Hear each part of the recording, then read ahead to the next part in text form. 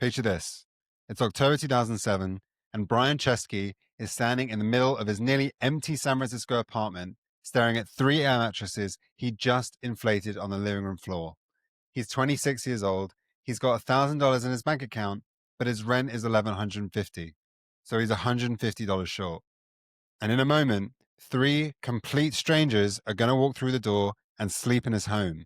He's never met any of them. One of them is a woman from Boston called Kat. She's in her 30s. Then there's Michael, a 45-year-old Mormon father of 5 from Utah, and Amol, a guy from India who's a grad student at Arizona State. 3 people from completely different parts of the country, different backgrounds, different everything. Now, what Brian doesn't know yet, what nobody knows yet, is that this one weekend, these 3 strangers sleeping on air mattresses in a San Francisco loft is about to become the seed of something worth over $100 billion. That this absurd, desperate idea born out of not being able to pay rent, this is going to fundamentally reshape how millions of people around the world travel and connect. Because deep down, this is a story about a founder who broke every rule in the playbook and somehow kept winning. Someone who went from selling cereal boxes to running one of the most valuable companies in the world. So let's dive in. Welcome to Inflection Moments. I'm David Franklin, and you and I are about to dive into something fascinating. You know that moment when everything changes for an entrepreneur? When one decision, one pivot, one breakthrough suddenly shifts their entire trajectory. That's what we're hunting for today. If you're building something, if you're that founder grinding it out, making those impossible decisions that keep you up at night, this episode is for you. Because today, we're going inside the mind of one of the most successful entrepreneurs in history to uncover the exact moments that transformed their journey from ordinary to extraordinary. Here's what we're doing. We're dissecting the 5 most pivotal inflection points in their career. But more importantly, we're uncovering the strategic thinking behind each decision, the kind of insight that separates the builders from the dreamers. Ready? Let's get started.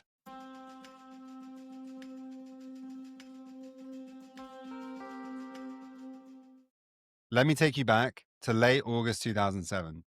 Brian is 26 years old, sitting in traffic in LA, commuting alone to his job as an industrial designer at a company called 3D. He's designing things like toys, guitars, and medical equipment.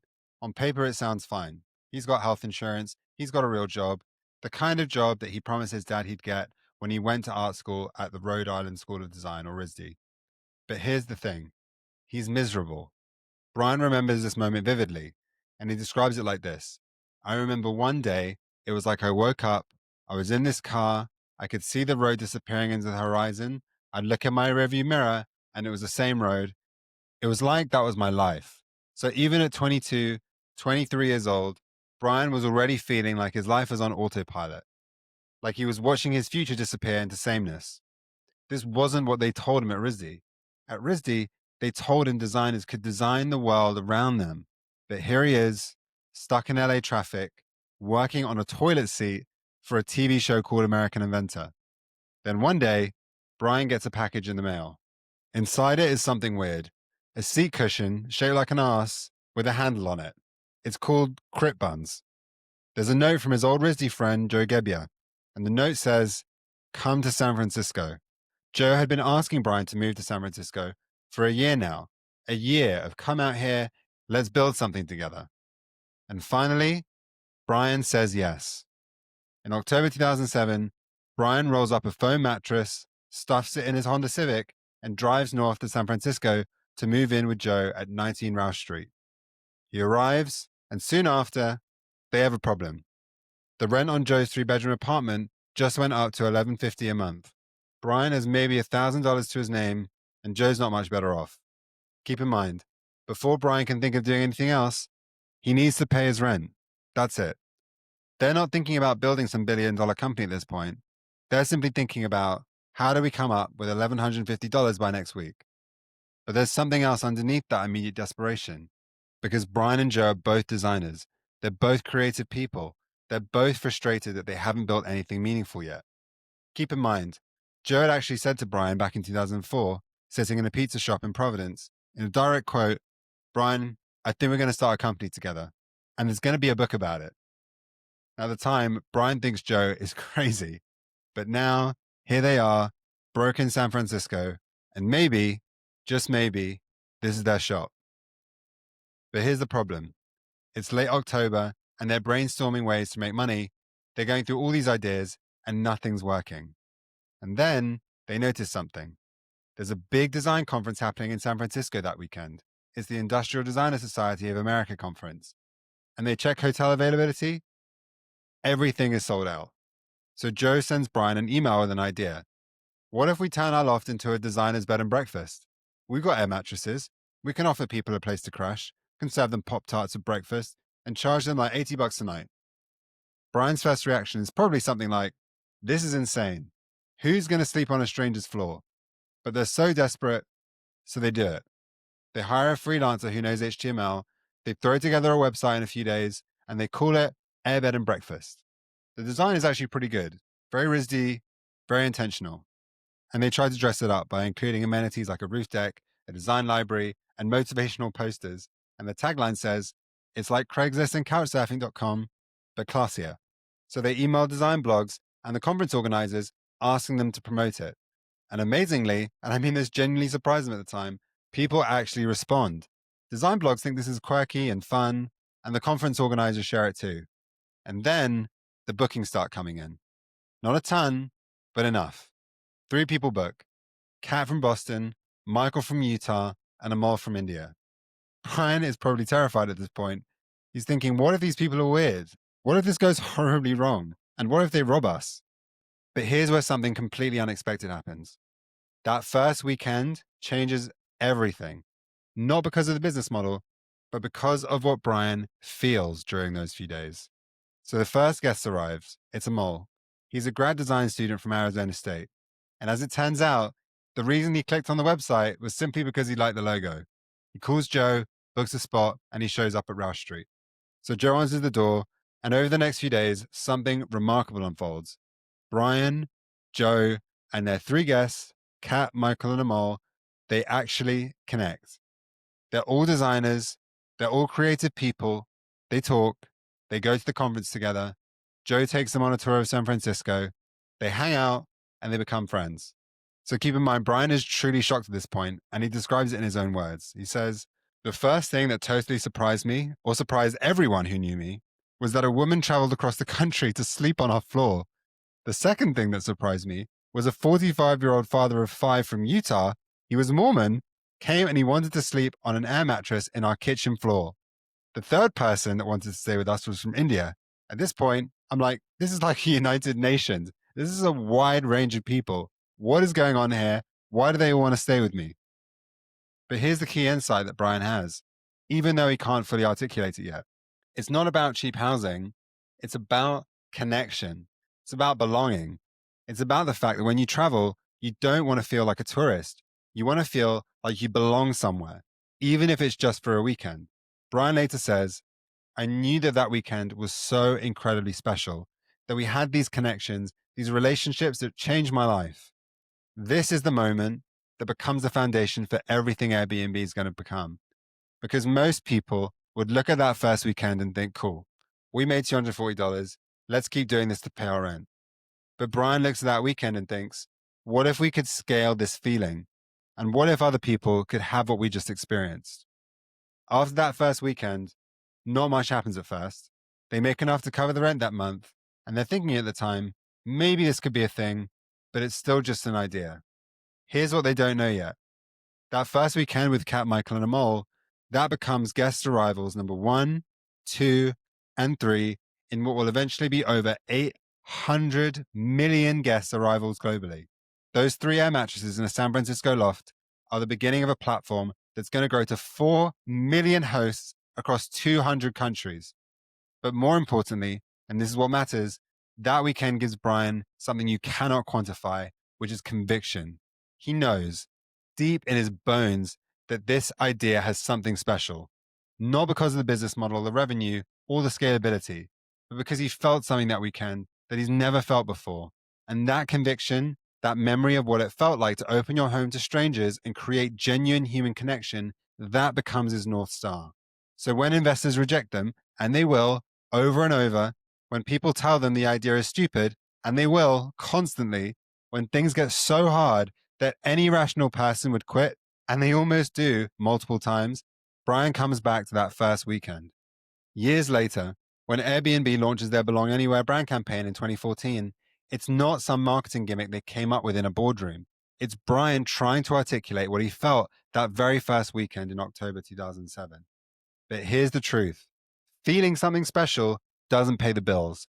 And Brian's about to learn that the gap between a magical experience and a scalable business is massive.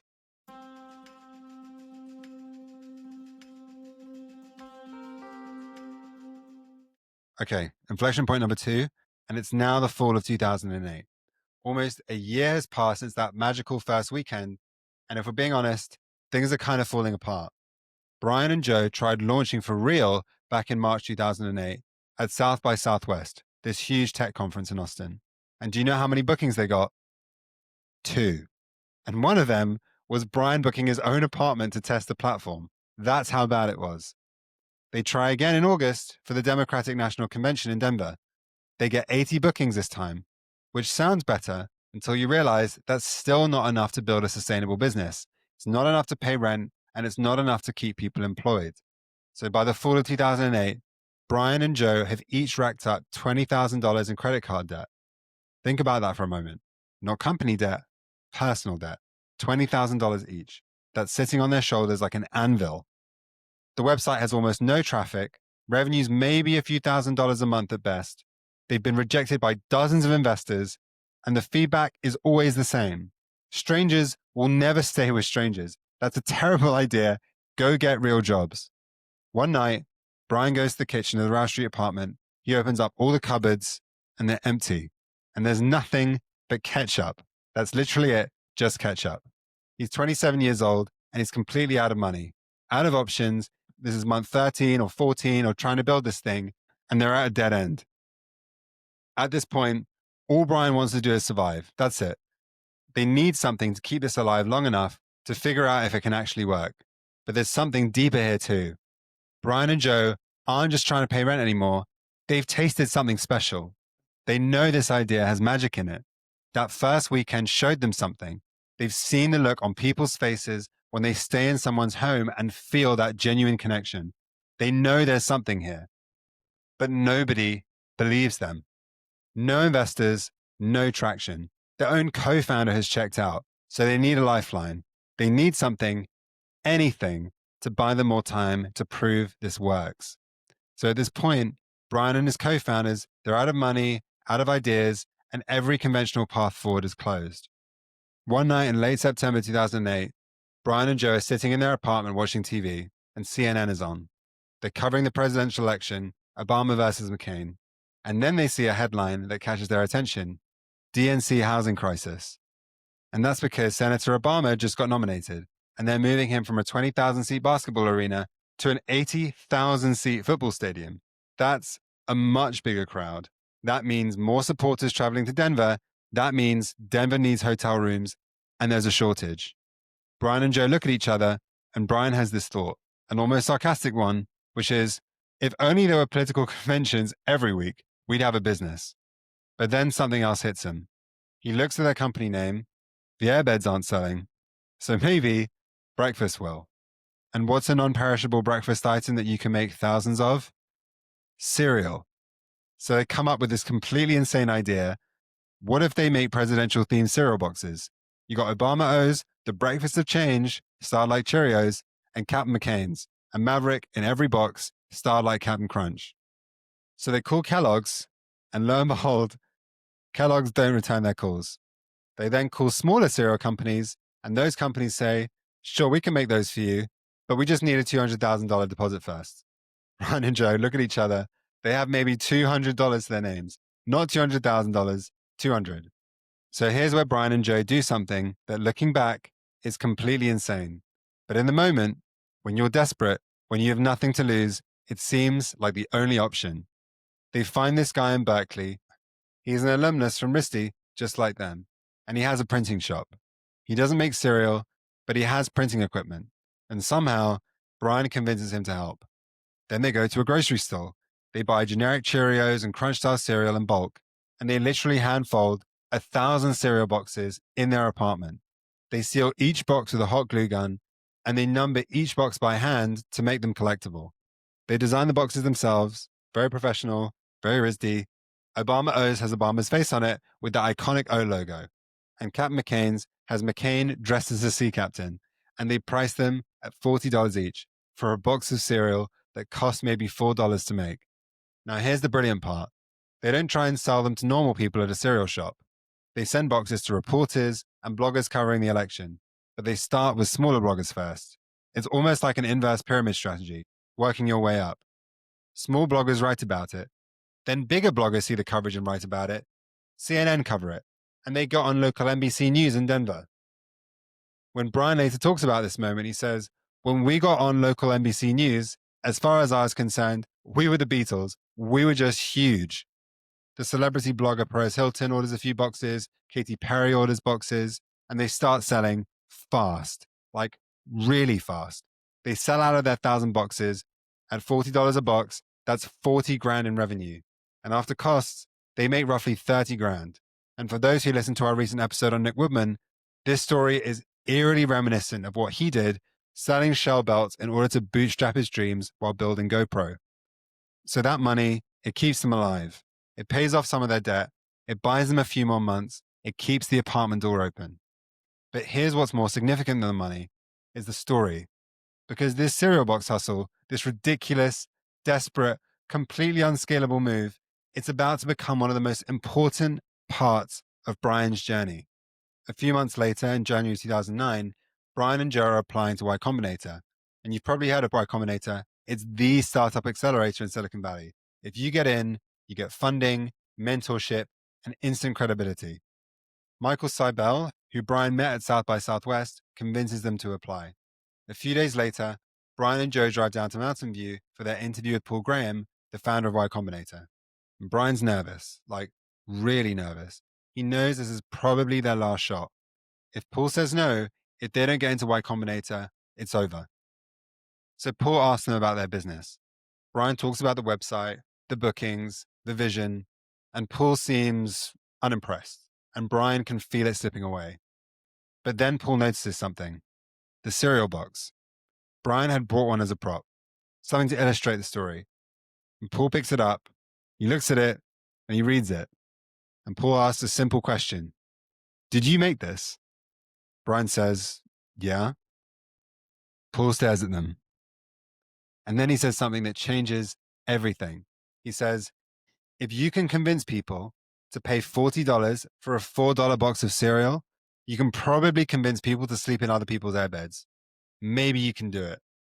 Paul calls them later and offers them a spot in Y Combinator. He gives them $20,000 in seed funding for 6% of the company. Years later, Paul writes about this moment. He publishes an essay on it.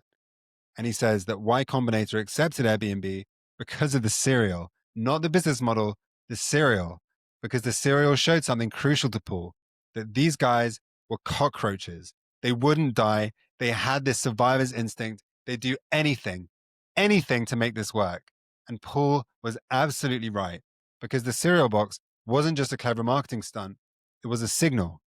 It was proof of something fundamental about how Brian approaches problems. When every option seems shut, Brian finds a side door and he finds a way. And that cereal box is now displayed in the conference room at Union Square Ventures, the VC firm that passed on Airbnb and missed on one of the biggest opportunities in venture capital history. And it sits there as a reminder. Don't underestimate founders who have nothing to lose and everything to prove.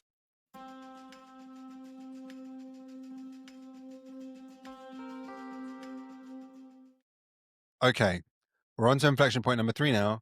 It's January 2009, and Brian, Joe, and Nathan are now officially part of Y Combinator. They've moved into a house together in Mountain View. They got $20,000 in funding and 3 months to figure this out before everyone expects results. Brian walks into Paul's office for the first real meeting. Not a pitch meeting, just a conversation between a founder and a mentor. Paul does what he always does. He asks a simple question that completely stumps them. And the question is, where's your business? Brian looks at him confused. He says, what do you mean? So they go back and forth. Where are your users? Paul says. Well, we don't have a lot of traction, but people must be using it somewhere. There are a few people in New York using it.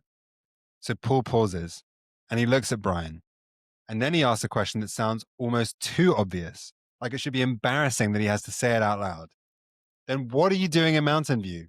Your users are in New York. Brian sits there. It's such a simple observation, so obvious, but it had never occurred to them. They've been sitting in California, trying to build this thing at scale, thinking about systems and algorithms and growth hacks. Meanwhile, their actual users, all 30 of them, are on the other side of the country. They never went to see them. They never talked to them in person. They never understood what was actually working or what wasn't. So keep in mind, Brian's in the game now. He's got external investors on board who have expectations that need to be met. And Brian knows he needs to produce results that investors take seriously. He needs this thing to actually work. Yes, they're in Y Combinator now, which gives them credibility, but that's actually raising the bar. Paul has made it clear if they don't show meaningful progress by the end of the 3-month program, this is over. Y Combinator moves on, investors don't fund them, it's done. So the clock's ticking, and Brian can feel it. But here's the thing, they don't know how to get traction. They've tried all the things that seem scalable. Built a website, optimized for search, did some PR, sent emails, and nothing is moving the needle. And worse, they don't actually understand their users, like at all. They've never met them. They don't know why people are listing their homes. They don't know why guests are booking. They're building this entire company from 3,000 miles away, completely blind. It's terrifying, actually, because what if they're building the wrong thing? What if they're optimizing for the wrong metrics? And what if they ship the wrong feature and no one cares? When Brian tells Paul that their users are in New York, Paul gives him advice that sounds almost insultingly simple. He says, go to New York and meet your users. And then Paul says something else, something that becomes one of the most famous pieces of startup advice ever written. He says, do things that don't scale. It's a phrase that has already come up in previous episodes of Inflection Moments, and I'm certain that it's going to come up again in future episodes. But keep in mind, at the time, in Silicon Valley, everyone is obsessed with scale. The whole game is building something that can 10x, 100x, 1000x. Everyone talks about hockey stick curves and exponential growth, and Paul, one of the most respected thinkers in the startup world, is telling them to do things that don't scale. He explains, you don't need 1 million users yet. You need 100 people who love you. And to get 100 people to love you, you have to do things that don't scale. You have to get your hands dirty. You have to be there in person. But Brian is skeptical, like deeply skeptical. How does that move the needle? How does that grow the business? But he's out of options. He's in Paul's house, Paul's staring at him, and there's this implicit understanding, try it or we're done here. So Brian says okay, and in early 2009, he and Joe book tickets to New York. When Brian and Joe arrive in New York, they do something they should have done months ago. They actually look at the listings on their site, not on the abstract. They open them. They read them. They really see them. And they immediately notice something. The photos are terrible, like really bad, grainy, taken in bad light, probably taken with cheap cameras or phone cameras. The apartments look dingy and uninviting, and they wonder who on earth would want to book these places. This is when Brian has a realization. What if the reason people aren't booking isn't because the idea is bad? What if it's because the pictures are bad? What if they offered to take professional photos of host homes for free? It would give them a reason to meet the host in person, and it would improve the listings. There's just one issue. They don't have money to hire photographers. So who's going to do the photography? Brian and Joe look at each other, and they both know they're going to do it themselves. They buy a cheap DSLR camera and a wide-angle lens, and they start knocking on doors. Picture this from the host perspective. You've listed your apartment on this random website weeks ago.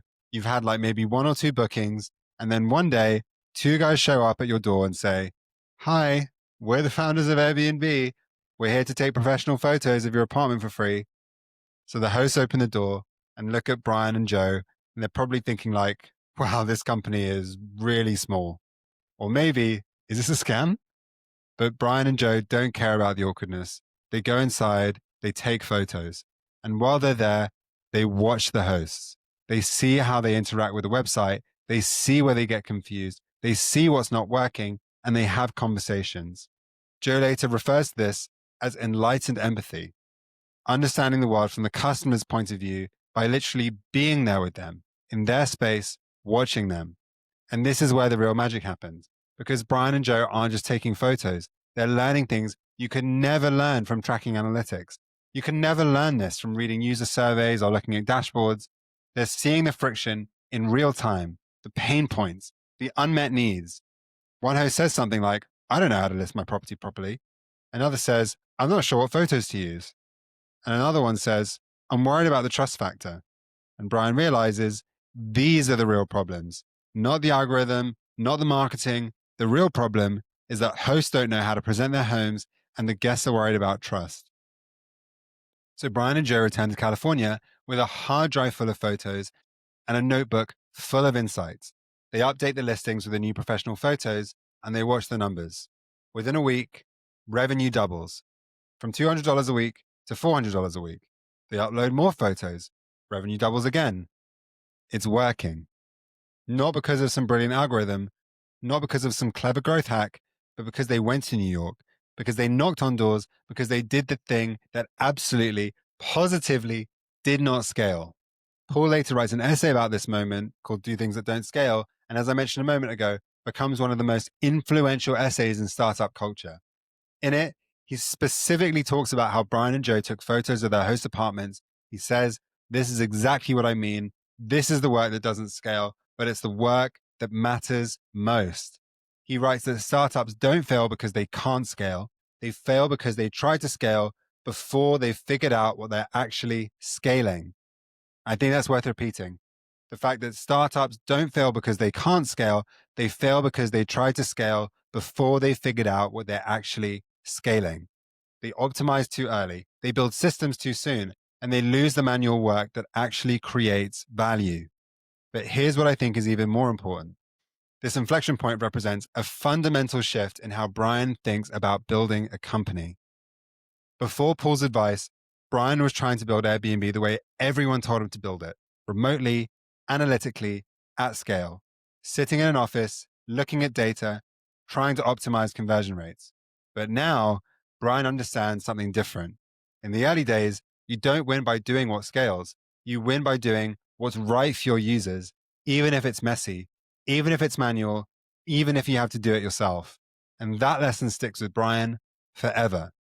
Years later, when Airbnb has millions of listings, he'll still insist on getting into the details, on understanding the user experience firsthand. He'll actually live in Airbnb listings himself for months at a time. He'll obsess over every part of the product because he learned in 2009 that great companies are not built from a distance. They're built by founders who get their hands dirty, who show up, who do the unscalable thing when it's needed most. By February 2009, Airbnb is finally starting to grow. And on February 22nd, Brian sends Paul an email that means everything. In his own words, he says, we're ramen profitable. So Brian is making light of the fact they're burning through ramen noodles instead of their credit cards.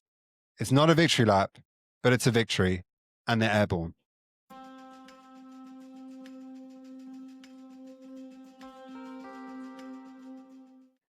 Let's jump forward to summer 2011.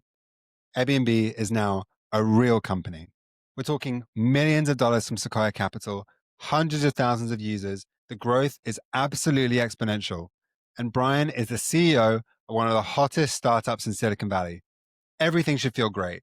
The company's thriving, the press is glowing, and the future looks massive. But then, on a day in late June 2011, Brian gets a message that makes his stomach drop. A host in San Francisco, a woman using the pseudonym EJ, she's just returned from a business trip. She opens the door to her apartment, and immediately she knows that something is terribly wrong. This pungent smell hits her. The apartment is trashed, like completely destroyed. Furniture has been moved around. There are paintings hanging on the walls that were never there before. The kitchen is just piled high with dirty dishes, used gloves, and comic cleaner, probably to white fingerprints. But the worst part, and this is where it becomes more than just about property damage, someone smashed through her locked closet door. They stole her grandmother's jewelry, her passport, cash, her laptop, her external hard drive that had photos and journals, her entire life basically, her birth certificate, her social security card, and she believes all of these have been photocopied.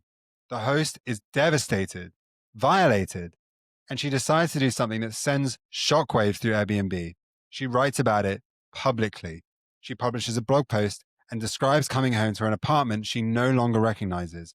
And she talks about how her spirit was stolen from her. And the post starts to go viral. Brian is desperate for this to go away. He wants to protect the company he spent 4 years building. He wants to make this right for the host without admitting that maybe, just maybe, there's a big flaw in the business model. Because that's the terrifying part. If strangers staying in your home can lead to this kind of nightmare, then maybe the investors who rejected them 4 years ago were right. Maybe this idea is too dangerous. Maybe trust between strangers doesn't actually scale. And maybe this whole thing was a mistake. Brian needs to contain this, and fast, before it spirals into something that destroys everything they've built. At first, Brian tries to handle it diplomatically. He writes a short blog post saying Airbnb is shocked and that they're working with the authorities. A suspect is in custody and they're offering to help. But it's not enough. The story is still spreading. Tech blogs pick it up. Media outlets start covering it. The headline writes itself. Airbnb host apartment ransacked by guest. And then the host writes a follow-up post. And this one is really pointed. She says, Airbnb's response has been tepid. That they took 14 hours to respond to her initially, that they haven't been in regular contact, that she feels abandoned. Suddenly, other hosts start coming forward with their own horror stories. Someone finds meth pipes in their apartment. Another host talks about coming home to find their place thoroughly trashed. This is now a full-blown PR crisis, and Brian is facing the hardest decision of his life as a founder. What is Airbnb's responsibility here? Because technically, Brian knows this, Airbnb is just a platform. They're not liable for what happens between hosts and guests. They could hide behind that. They could say, we're not responsible. This is a direct transaction between you and the person you booked with.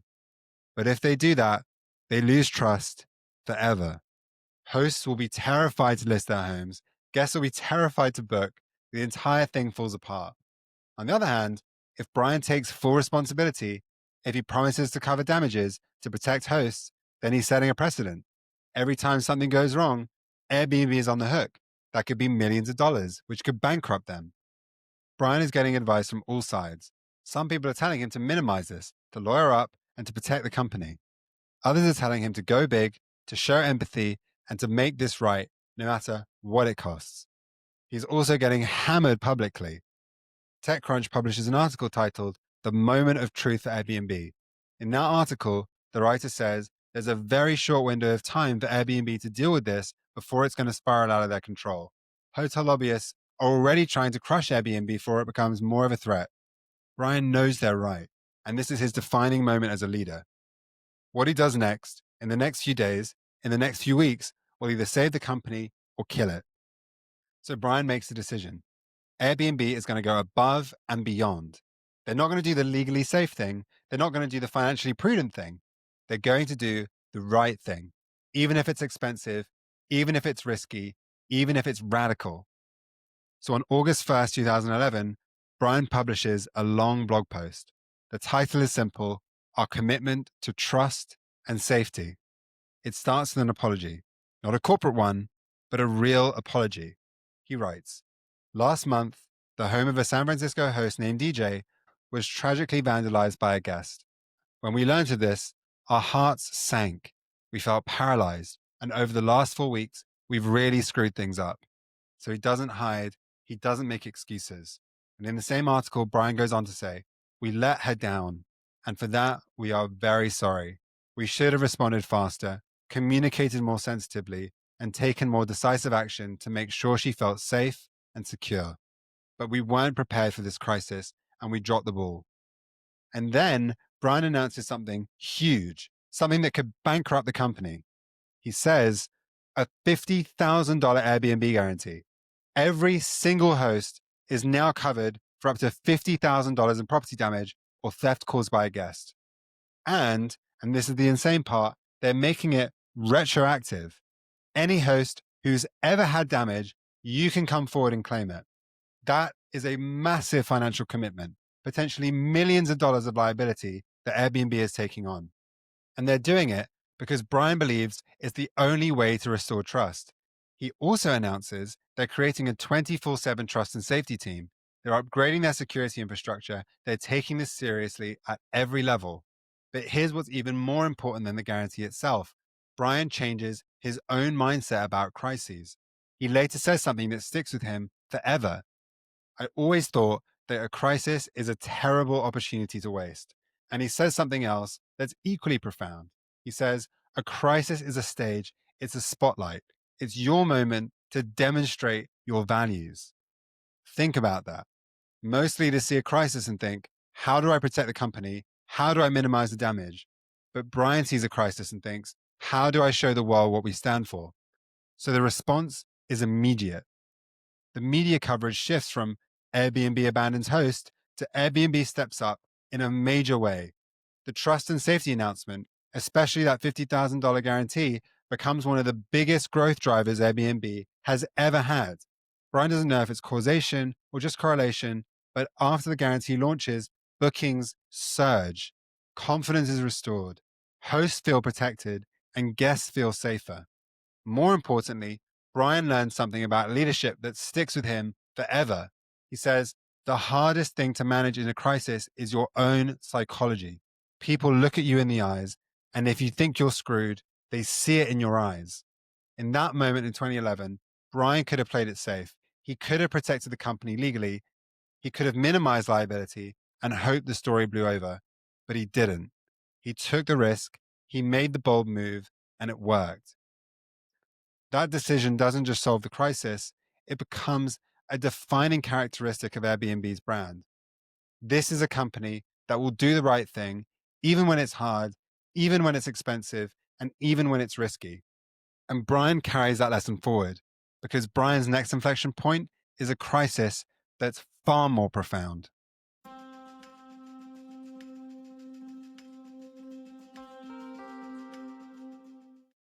Okay, final inflection point. It's March 2020. Airbnb is now worth $31 billion. Brian is 38 years old and one of the most respected CEOs in tech. The company's planning its IPO, the big exit moment every founder dreams about. Everything's on track. And then in a matter of days, everything changes. On March 11th, 2020, the World Health Organization declares COVID-19 a global pandemic. Travel bans start rolling out.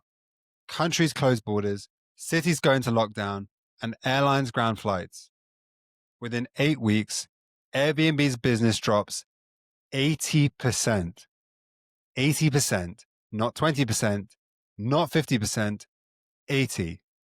Then revenue falls by 80% in a single week. So revenue is collapsing. Meanwhile, they're burning through $250 million a month. Brian gets a phone call from Ken Chenault, a board member who was CEO of American Express and navigated both 9/11 and the 2008 financial crisis. And Ken tells Brian something he'll never forget. Remember that conversation we had about 9/11? This pandemic is 10 of them. And then Ken says, this is your defining moment as a leader. Brian hangs up the phone and he realizes Airbnb could actually die. Everything they built over 13 years could disappear in a matter of months. So Brian is looking to get out of this crisis alive. But more than that, he wants to prove something. He wants to show that Airbnb isn't just another hypergrowth tech company that collapses when things get hard. He wants to show that the values the company was built on, trust, community, belonging, actually mean something. But Brian has to make decisions fast, really, really fast. And every single decision has massive consequences. The first decision Brian has to make is the hardest one of all. What do they do about the cancellations? In the early days of the pandemic, hundreds of thousands of guests are canceling their reservations and they want refunds, full refunds. But here's the impossible situation. If Airbnb gives full refunds to guests, the hosts get nothing. And hosts are the backbone of the entire business. Many of them rely on Airbnb income to pay their mortgages. So if Airbnb screws over the hosts, the platform dies. On the other hand, If Airbnb doesn't refund guests, the guests will revolt. They'll leave bad reviews. They'll trash Airbnb on social media, and trust will evaporate. So Brian has to choose, and there's no good option. There's no decision where everyone walks away happy. He decides Airbnb will fully refund guests and waive cancellation fees. It's the right thing to do for people who are scared and can't travel, but it means hosts take the hit, and the response from hosts is furious. They feel betrayed because Airbnb chose the guests over them. So interestingly, Brian later shares his thoughts on the decision to the hosts, and he says, "Some of you are frustrated that we didn't consult you before making the decision. Your frustration made me see the gap that had grown between us. But the decision is made, and now Airbnb has to deal with the consequences." The next decision Brian needs to make is even worse: layoffs. By May 2020, it's clear that Airbnb can't keep everyone employed. They've cut costs everywhere. They've slashed marketing by nearly $1 billion. They've paused expansion and they've refocused on their core business, but it's not enough. Brian has to lay off nearly 2,000 employees. That's a quarter of the workforce. And it's devastating because keep in mind, Airbnb's mission is to belong anywhere. The culture is built around community and connection. And now Brian has to tell nearly 2,000 people, you don't belong here anymore. Think about that from an employee's perspective. Some of them have been at Airbnb since the early days. They believed in the mission. They took lower salaries to be part of something special. And now they're being cut loose in the middle of a pandemic when jobs are disappearing across the country. But here's where Brian does something different, something that ends up defining his leadership in this moment. Most companies do layoffs badly. They're cold, transactional, and impersonal. Employees get an email or a calendar invite, HR reads a script, security escorts them out. It's brutal. But Brian decides to do it differently. On May 5th, 2020, he writes a long personal email to the entire company. It's honest, it's empathetic, and it's transparent. As a direct quote from that email, Brian starts by saying, "When you've asked me about layoffs, I've said that nothing is off the table. Today, I must confirm that we are reducing the size of the Airbnb workforce. For a company like us, whose mission is centered around belonging, this is incredibly difficult to confront, and it will be even harder for those that have to leave Airbnb." He explains the reasons. He takes responsibility, and he doesn't hide behind corporate jargon. And then he announces a severance package that surprises everyone.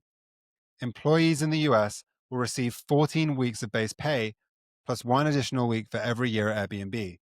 The company will cover 12 months of health insurance, and for international employees, Airbnb will cover health insurance through the end of 2020. That goes far beyond what's expected. It's exceptionally generous for a company that's burning $250 million a month. But Brian doesn't stop there. Airbnb creates a public directory of all the laid off employees with their skills, experience, and contact info so other companies can hire them. The email becomes a case study in how to handle layoffs with empathy and dignity. And media outlets call it a masterclass in leadership. But layoffs are just the beginning. Brian now has to reinvent the entire company. He brings in the leadership team and says, "We're going back to basics. We're refocusing on the core. We're cutting everything that's not essential." Brian does this because he believes this is exactly what the company needs right now. He studied Steve Jobs. He studied Walt Disney. He knows that in a crisis, you need a clear vision and a clear direction. You need someone steering the ship confidently. And this is the beginning of what later gets called founder mode, a hands-on approach to leadership that goes against everything that you read in business school. And Brian says it plainly. He says, great leadership is not absence. Great leadership is presence. By summer 2020, something remarkable starts to happen. Airbnb's business begins to recover. Not completely, travel's still down massively, but people start booking again. Except now, they're booking differently. Instead of short city trips, people are booking long stays in rural areas. Instead of hotels, they want private homes where they can isolate safely. Airbnb is perfectly positioned for this new kind of travel, and because Brian refocused the company on its core, they're able to move fast and adapt. And in Q3 2020, Airbnb posts a profit of $219 million.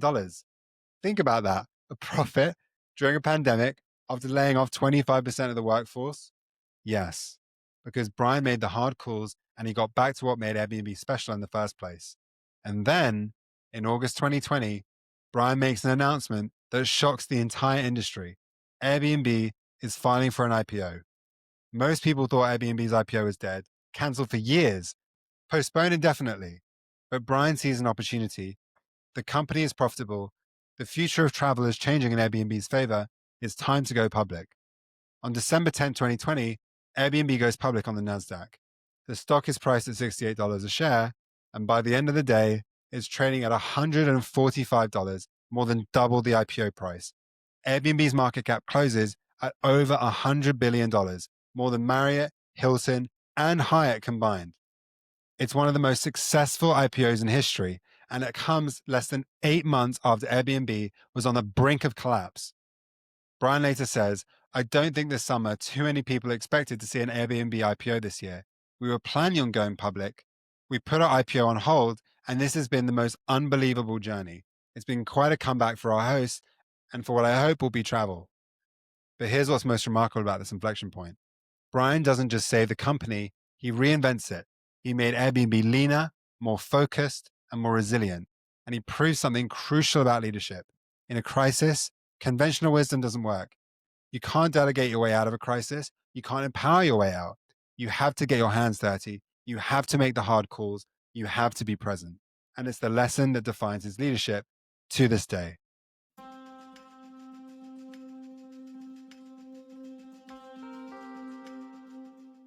Okay, so let's step back for a second. We've just walked through 5 massive inflection points in Brian Chesky's journey, so let's explore the patterns that show up again and again. Because here's the thing, Brian doesn't just get lucky 5 times. There's something deeper here. There's a way he approaches problems that show up at every single critical moment. First, Brian consistently does the thing that doesn't scale, even when it seems absolutely crazy. Instead of trying to build some big automated platform, he inflates 3 air mattresses and hosts strangers in his apartment. When every investor on the planet says no, he handfolds cereal boxes and seals them with a hot glue gun. He flies to New York and knocks on doors taking photos himself, one apartment at a time. That is not what you're supposed to do as a CEO. The MBA textbooks tell you to hire people, to delegate, empower teams, and get out of the details.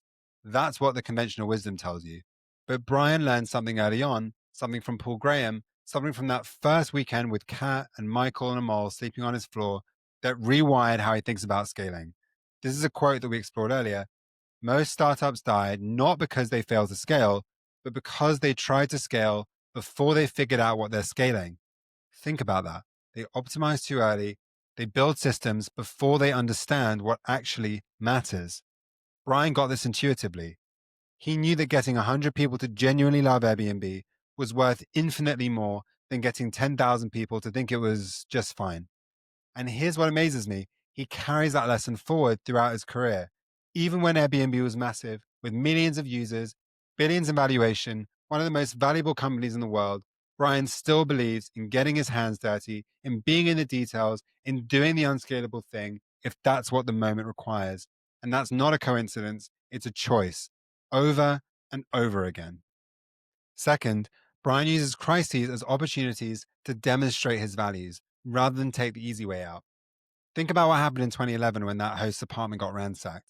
The legally safe move, the move that any corporate counsel would have advised, is to say, we're a platform, we're not liable, sorry this happened, please don't sue us. That's not what Brian did. He went the other way. He went big.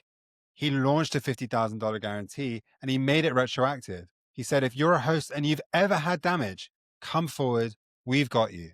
That's millions and millions of dollars of liability that could have destroyed the company. But Brian sees it differently. He sees the crisis as a moment to show the world what Airbnb stands for. Fast forward to 2020, Airbnb's business drops 80% in 8 weeks. The company is burning $250 million a month. Any rational CFO would say, cut costs, lay off people quietly, do the minimum severance. But again, Brian does the opposite. He gave laid off employees 14 weeks of severance, a full year of health insurance, and he created a public directory of all the laid off employees with their skills and contact info so other companies could find them and hire them. That's the move of someone who understands that trust is everything, and trust is built by doing the right thing when it's hardest. That's the reason why people trust Airbnb even after things go wrong, because they know Brian won't hide. They know he won't make excuses. They know he'll do the right thing, even if it costs him. And third, Brian stays obsessively connected to the core experience, even as the company grows. This one might be the most important, actually, because here's what happens to most founders. The company scales, it grows from a garage to a team of 10 to 100 to 1,000. And with that growth, something changes. The founder drifts further and further from the product and the customer. You end up in board meetings all day. You're looking at dashboards and metrics and reports. You lose touch with what it actually feels like to use your product. You start making decisions based on data instead of your intuition, and you lose the connection to what made your company special in the first place. Brian refused to let that happen, and he was intentional about it. In 2020, during the pandemic, when the company was falling apart and everyone was panicking, Brian stayed in 18 different Airbnbs over 6 months, not for a photo op, not for a PR moment, because he needed to understand firsthand what was actually happening with the product on the front line. Because if Brian loses touch with the core experience, with that feeling he had with that very first weekend in October 2007, when Kat and Michael and Amol slept on his floor, then Airbnb becomes just another corporate platform. It becomes generic and it loses its soul. And here's the thing, he's right. Because every turning point, the cereal boxes, the door-to-door photos, the $50,000 guarantee, what happened during the pandemic, all of them required Brian to be present, to be in the details, to care deeply about what was happening. If he delegated those moments, if he had stayed at a distance, there's no way Airbnb would be what it is today.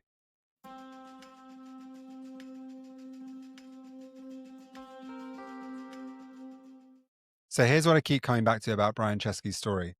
Brian's journey shows us something really important and a recurring theme on Inflection Moments. The conventional wisdom doesn't always apply. Sometimes the thing that seems crazy, that seems inefficient, unscalable, or insane is actually the right move. And I think the reason Brian has been so successful is not because he's smarter than everyone else. It's not because he had some unfair advantage or lucky break. It's because he was willing to do the things that didn't make sense to anyone else. He was willing to stay obsessively connected to the product when everyone told him to move into new categories and diversify. He stayed connected to that first weekend in October 2007, to Kat and Michael and Amol sleeping on air mattresses. And he never lost sight of what made that experience special. Never. And that's what separates the companies that scale and lose their soul from the companies that scale and become iconic. It's founders like Brian who refuse to let go of the thing that made it special in the first place that end up being successful. And it applies to firms just starting out, just as much as it does for those worth hundreds of billions of dollars. Thank you for joining us on Inflection Moments. If today's story sparked a new perspective or challenged your thinking, be sure to share it with someone you know loves this stuff as much as you and I do. Maybe it's a college buddy, your water cooler buddy, or maybe even someone in the family group chat. If you enjoyed this deep dive, make sure to leave a 5-star review and subscribe to our channels so you can be the first one to hear what we've got coming next. And if you're interested in insights, ideas, and lessons from some of the world's greatest entrepreneurs, sign up for our newsletter. The link is in the show notes.